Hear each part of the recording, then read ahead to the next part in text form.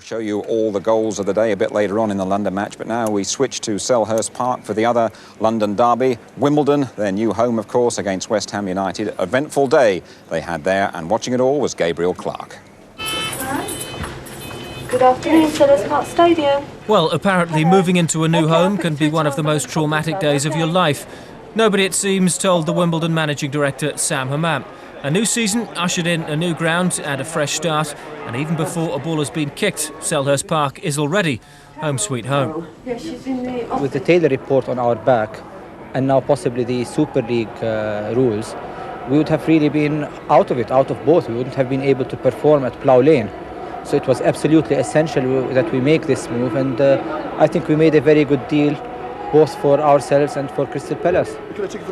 It might take the fans slightly longer to make the adjustments. Where'd it go? You've got to go right back round again. Special trains will run from Plough Lane. Some supporters will need more than that, though, to be convinced they've made the right move. Wimbledon have signed a 7-year option to share Selhurst. The worry is that the short-term tenancy will turn itself into a long-term partnership. The supporters can benefit from here, but I think eventually, the true supporters of Wimbledon Football Club would like us to move back into London Borough of Merton and to play football at our own super stadium there. But for all the general goodwill, some feel the biggest hurdle could be on the field. It might be difficult to imagine now, but Plough Lane played a major part in the Wimbledon success story. It's been suggested that playing in front of the same small crowds in a grander setting could be a problem. We've had such a bad time at home like the last 2 or 3 years that we've always had a good away record, so hopefully that might carry on here. And how about the atmosphere at Selhurst Park? What's your immediate reaction? When we get a few games on the belt and we win a few games, and the crowd will start coming, really. Well, 10,000 turned up for the first match, and with half of those from West Ham, atmosphere wasn't a problem, even if finesse and style were in short supply.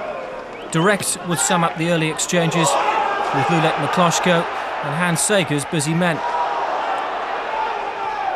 The one exception to the early hustle and bustle was a player who'd never pulled on a Wimbledon shirt at Plough Lane. Robbie Earle's skill and persistence set up an early chance for John Fashanu. The rough and tumble that followed with Mikloshko was a taste of things to come.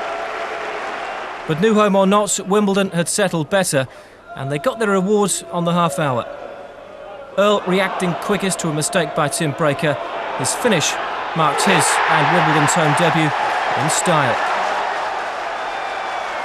It should have been 2. 90 seconds later, the West Ham defence went missing, and Carlton Fairweather seemed to have done the hard part, only to have a brainstorm at the finish. The Hammers didn't get that close. Martin Allen's deflected free kick was the nearest they came to a shot on target for an hour. By the time they'd managed a second, they were 2-0 down. Not for the first time in his Wimbledon career, it was Sagers who set up the chance. Fashanu left Mikloshko clutching thin air. The rest was a formality.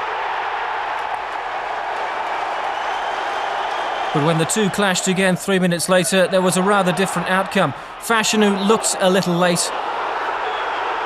And while Billy Bonds was worrying about his keeper, Fashanu, who'd already been booked, was getting his marching orders. The 10-men Wimbledon held on without too many problems for a nice enough housewarming, despite Fashanu's sending off. I would have hoped with his experience he might not have gone in for that, but he's a professional and he goes for 50-50 balls. That's his game. He did that a little bit early and scored a goal from it. So you can't take that away from him, but we're disappointed obviously because we're going to miss him for the number of games he's out. Well, looks to me as though Wimbledon are going to be as hard to beat at Selhurst Park as they were at Plough Lane.